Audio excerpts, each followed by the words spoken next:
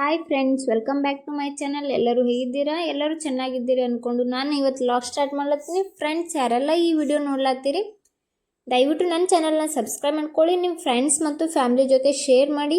ಹಾಗೆ ವಿಡಿಯೋ ಇಷ್ಟ ಆದ್ರೆ ಲೈಕ್ ಮಾಡೋದು ಮಾತ್ರ ಮರಿಬೇಡಿ. ಪ್ಲೀಸ್ ನನಗೆ ಸಪೋರ್ಟ್ ಮಾಡಿ ಫ್ರೆಂಡ್ಸ್. ಇದು ಮಂಡೇ ಲಾಗ್. ಮಂಡೇ ದಿನ ನನ್ನ ಹಸ್ಬೆಂಡ್ ಈವ್ನಿಂಗ್ ಟೈಮ್ನಲ್ಲಿ ಸ್ವಲ್ಪ ಏನಾದರೂ ಸ್ನ್ಯಾಕ್ಸ್ ಮಾಡಂದರು.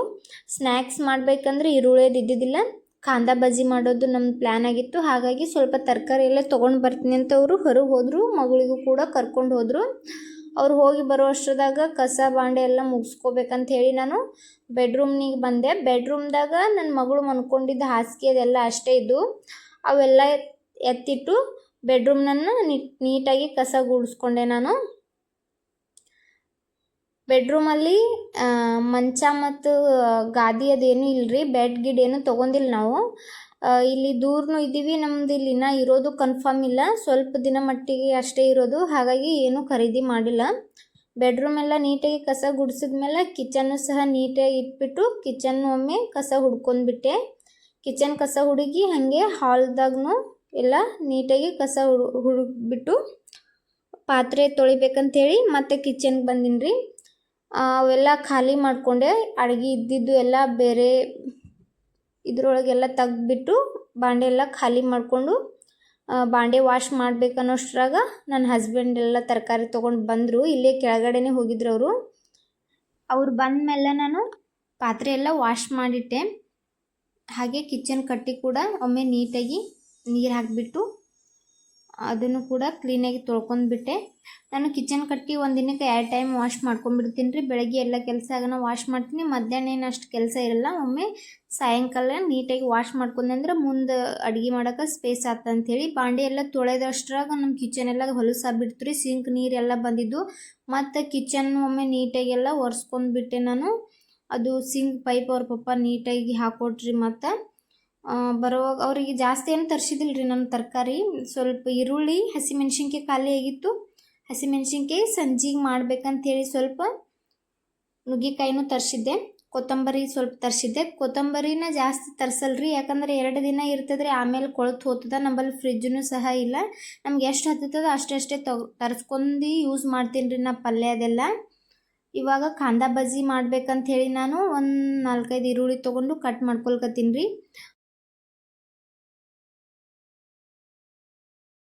ಮಳೆಗಾಲದಾಗಂತ್ರ ಹೊತ್ತು ಮುಣಿಗೆ ಏನಾರ ಸ್ನ್ಯಾಕ್ಸ್ ತಿನ್ನಂಗೆ ಆಗ್ತದ್ರಿ. ಯಾವಾಗಲೂ ಗರಂ ಗರಂ ಏನಾರ ಸ್ನ್ಯಾಕ್ಸ್ ಮಾಡ್ಕೊಂಡು ತಿನ್ನಂಗೆ ಅನ್ನಿಸ್ತದೆ. ಹಾಗಾಗಿ ನಾನು ಒಂದಿನ ಬಜ್ಜಿ, ಒಂದಿನ ಪಕೋಡ, ಹೀಗೆ ಏನಾರ ಮಾಡ್ತೀನಿ ರೀ. ಒಂದೊಂದು ಸಲ ಪಾಪಡ್ ಕರ್ದು ಕೊಡ್ತೀನಿ. ಈ ಕಡೆ ದಮನ್ದಾಗಂತೂ ಮಳೆ ಭಾಳ ಇರ್ತದೆ ರೀ, ಕಂಟಿನ್ಯೂಸ್ ಆಗಿ ಮಳೆ ಇರ್ತದೆ ಇಲ್ಲಿ. ಹಾಗಾಗಿ ಏನಾರ ಸ್ನ್ಯಾಕ್ಸ್ ಮಾಡ್ತಾನೆ ಇರ್ತೀನಿ ಡೈಲಿ. ಒಂದಿನ ಬೇಲ್ಪೂರಿ ಹಿಂಗೆ ಏನಾರ ಮಾಡ್ಕೊತಿರ್ತೀವಿ ರೀ. ಇವಾಗ ನಾನು ಎಲ್ಲ ಕಟ್ ಮಾಡ್ಕೊಂಡೆ. ಇವಾಗ ಹಿಟ್ಟು ಕಲ್ಸ್ಕೊಳ್ಕತ್ತೀನಿ ರೀ ನಾ ಕಾಂದ ಬಜ್ಜಿಗೆ. ಈರುಳ್ಳಿ ಎಲ್ಲ ಸ್ವಲ್ಪ ಪುಡಿ ಮಾಡಿ ಹಾಕ್ಕೊಂಡೆ ರೀ, ಅಂದರೆ ಪದರ ಬಿಚ್ಚಂಗೆ ಇರ್ಬೇಕು ರೀ ಅವು. ಅದನ್ನೆಲ್ಲ ಒಮ್ಮೆ ಪದರ ಮಾಡಿಕೊಂಡು ಹಾಕೊಂಡ್ಬಿಟ್ಟೆ ನಾನು. ಇವಾಗ ಅದಕ್ಕೆ ಎಲ್ಲ ಮಸಾಲ ಆ್ಯಡ್ ಮಾಡ್ಕೋತೀನಿ ರೀ. ಹಿಟ್ಟದೆಲ್ಲ ಹಾಕೋಬೇಕು. ನಾನು ಸ್ವಲ್ಪ ಕಡಲೆ ಹಿಟ್ಟು ತೊಗೊಂಡಿನಿ, ಮತ್ತು ಏನು ಸೇರಿಸಲ್ರಿ ನಾನು, ಬರೀ ಕಡಲೆ ಹಿಟ್ಟು ಇಷ್ಟೇ. ಇದಕ್ಕೆ ಅಕ್ಕಿ ಹಿಟ್ಟು ಅದು ಏನು ಹಾಕಲ್ರಿ ನಾನು, ಸಿಂಪಲ್ಲಾಗಿ ಮಾಡ್ಕೊಂಬಿಡ್ತೀನಿ. ಸ್ವಲ್ಪ ಕೊತ್ತಂಬರಿ, ಈರುಳ್ಳಿ, ಅದಕ್ಕೇ ಕಡಲೆ ಹಿಟ್ಟು, ಸ್ವಲ್ಪ ಅರಿಶಿನ, ಅಚ್ಕಾರದ ಪುಡಿ, ರುಚಿಗೆ ತಕ್ಕಷ್ಟು ಉಪ್ಪು ಎಲ್ಲ ಹಾಕ್ಕೊಂಡು ಸ್ವಲ್ಪ ನೀಟಾಗಿ ಮಿಕ್ಸ್ ಮಾಡ್ಕೊಂಡು ಸ್ವಲ್ಪ ನೀರು ಹಾಕೋದ್ರಿ, ಜಾಸ್ತಿನೂ ನೀರು ಹಾಕಲ್ಲ. ಸ್ವಲ್ಪ ನೀರು ಹಾಕಿಕೆರೆ ಅದೆಲ್ಲ ಬ್ಯಾಟ್ರಿ ರೆಡಿ ಮಾಡ್ಕೊಂಬಿಟ್ಟೆ ರೀ ನಾನು ಈ ಕಡೆ ಹಿಟ್ಟು ಕಲ್ಸ್ಕೊತಾ ಗ್ಯಾಸ್ ಮೇಲೆ ಎಣ್ಣೆ ಹಾಕಿಟ್ಟಿದ್ದೆ ಕಾಯ್ಲಕ್ಕ. ಎಣ್ಣೆನೂ ಕಾದಿತ್ತು. ಇವಾಗ ನಾನು ಪಕೋಡ ಬಿಡ್ಲತ್ತೀನಿ ಎಣ್ಣೆ ಒಳಗೆ. ಫ್ರೆಂಡ್ಸ್, ಯಾರಿಗೆಲ್ಲ ಪಕೋಡ ಇಷ್ಟ ನನಗೆ ಕಮೆಂಟ್ ಮಾಡಿ ಹೇಳಿ. ನಮಗಂತೂ ಪಕೋಡ ಭಾಳ ಇಷ್ಟ, ಹಾಗಾಗಿ ಜಾಸ್ತಿ ಮನೆಯಲ್ಲಿ ಪಕೋಡನೇ ಮಾಡ್ತಿರ್ತೀನಿ. ಸ್ನ್ಯಾಕ್ಸಿಗೆ ಫಿಕ್ಸ್ ಪಕೋಡ ಮಾಡ್ತೀನಿ ಯಾವಾಗಲಾದರೂ ಮಾಡಿದ್ರೆ. ಇವಾಗ ಮಳೆಗಾಲದಾಗಂತೂ ಪಕೋಡ ಬಜ್ಜಿ ಲವರ್ ಭಾಳ ಜನ ಇರ್ತಾರೆ. ನೋಡ್ಬೋದು, ನಾನು ಪಕೋಡ ಹಾಕ್ಲತ್ತೀನಿ. ಅದು ಇವಾಗ ಫ್ರೈ ಆಯಿತು. ಫ್ರೈ ಆದಮೇಲೆ ಅದನ್ನು ತೆಗೆದು ಒಂದು ಪ್ಲೇಟಿಗೆ ಸರ್ವ್ ಮಾಡ್ಕೊಳ್ಕತ್ತಿದ್ದೆ. ಎಣ್ಣೆ ಎಲ್ಲ ನೀಟಾಗಿ ಜಾನಿಸ್ಬಿಟ್ಟೆ ತೆಗ್ದಿದ್ದೆ. ಇವಾಗ ಇದಕ್ಕೆ ಸ್ವಲ್ಪ ಸಾಸ್ ಹಾಕಿ ನಾನು ನನ್ನ ಹಸ್ಬೆಂಡ್ ಕೊಡ್ತೀನಿ ರೀ, ಯಾಕಂದ್ರೆ ಅವರು ಕಂಪ್ನಿದಿಂದ ಬಂದಿದ್ದರು, ಬಂದನ್ ಸುತ್ತ ಏನೂ ಸ್ನ್ಯಾಕ್ಸ್ ಕೊಟ್ಟಿದ್ದಿಲ್ಲ, ಹೋಗಿ ತರಕಾರಿ ತರೋಷ್ಟ್ರಾಗ ಲೇಟೇ ಆಗಿತ್ತು. ಹಾಗಾಗಿ ಅವ್ರಿಗೂ ಸಹ ಹಸಿವಾಗಿತ್ತು. ನಾನು ಪಕೋಡ ಎಲ್ಲ ಮಾಡಿ ಅವ್ರಿಗೂ ಸ್ವಲ್ಪ ಕೊಟ್ಟು ನಾನು ಸ್ವಲ್ಪ ತಿಂದು ಇವಾಗ ಸಂಜೆ ಅಡುಗೆ ಮಾಡ್ಬೇಕಂತ ಬಂದಿದ್ದೆ. ಸಂಜೆಗೆ ನಾನು ನುಗ್ಗೆಕಾಯಿ ಸಾಂಬಾರು ಮತ್ತು ರೈಸ್ ಮಾಡ್ಕೋಬೇಕಂತ ಹೇಳಿ ನುಗ್ಗೆಕಾಯಿನ ಕಟ್ ಮಾಡಿಡ್ಲತ್ತೀನಿ. ನುಗ್ಗೆಕಾಯಿನ ಕಟ್ ಮಾಡಿ ಸೊಪ್ಪೆ ಎಲ್ಲ ಸುಲಿದ್ಬಿಟ್ಟು ಅದನ್ನು ನಾನು ವಾಶ್ ಮಾಡಿಬಿಟ್ಟೆ ಬಳಸ್ತೀನಿ.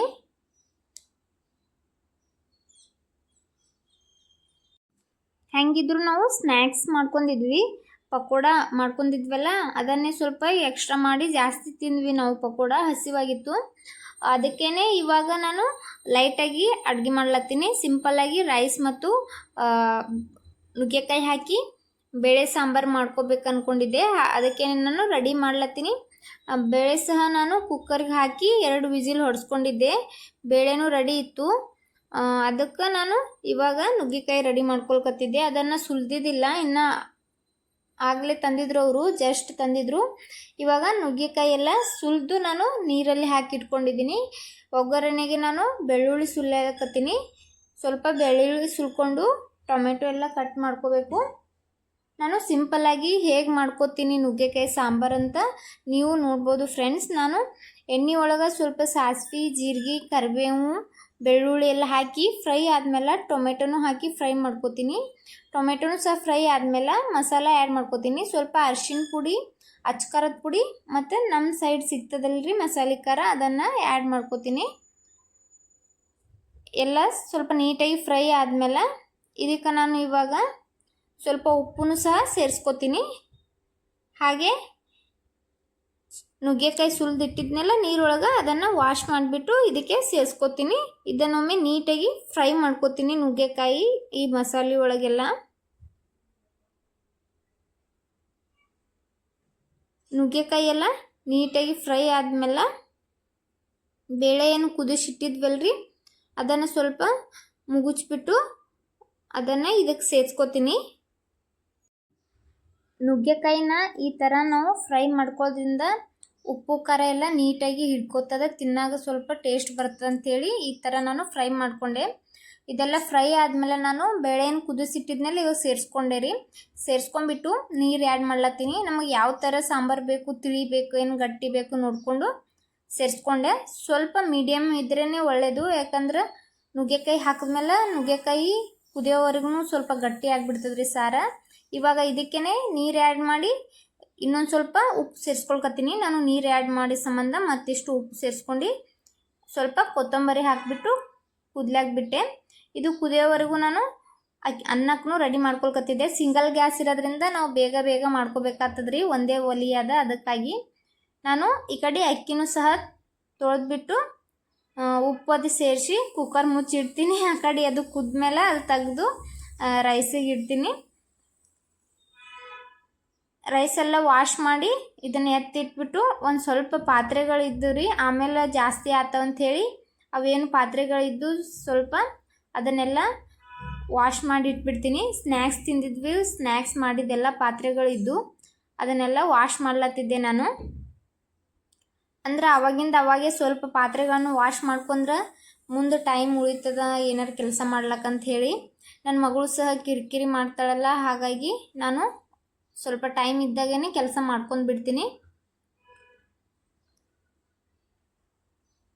ಇವಾಗ ಪಾತ್ರೆ ಎಲ್ಲ ವಾಶ್ ಮಾಡಿಟ್ಟೆ.